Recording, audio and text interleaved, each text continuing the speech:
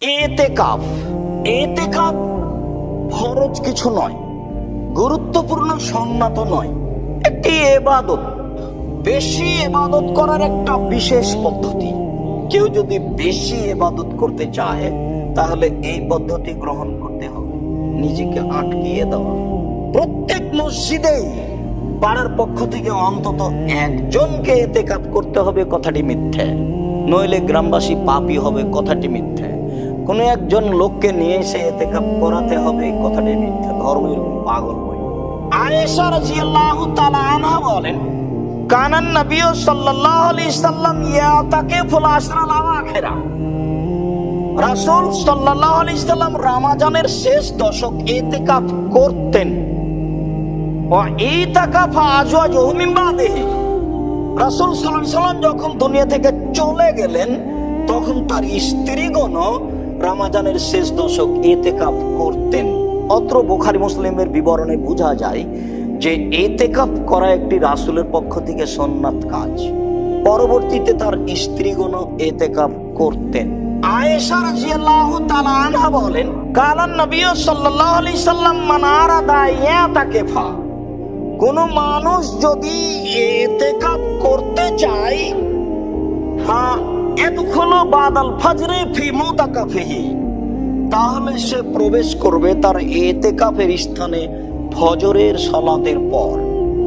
অত্র মুসলিম গ্রন্থে ইতিকাফের ঘরে ফজরের সালাতের পরে ঢোকার কথা বোঝা যায়। বিবরণে একাধিক হাদিস অনুযায়ী বোঝা যায় আসলে প্রবেশটি মাগরিবের পরে।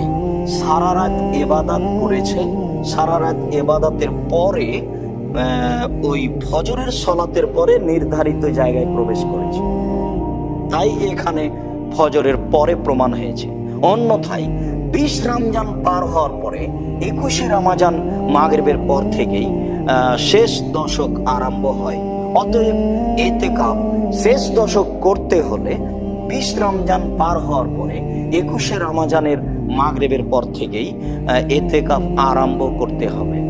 আরবিতে দিন শুরু হয় সূর্য ডোবার পর থেকে, আর অন্য ভাষায় ইংরেজি ভাষায় দিন শুরু হয় রাত 12টার পর থেকে। যার কারণে একটা সন্তান জন্ম নিয়েছে মাগরিবের পরে, সে পরের দিনে চলে যাবে। যে সন্তান মাগরিবের আগে জন্ম নিয়েছে সেই সন্তান আগের দিনেই থাকবে। এই হিসাব হলে 12টার পরে হতো। ইতিকাফ, আয়েশা রাদিয়াল্লাহু তাআলা আনহা বলেন, আস-সুন্নাতু লিল মুতাকিফ, ইতিকাফকারীর জন্য সুন্নাত হচ্ছে আল্লাহ ইয়াউদা মারিদান, অসুস্থ মানুষকে দেখতে যেতে পাবে না।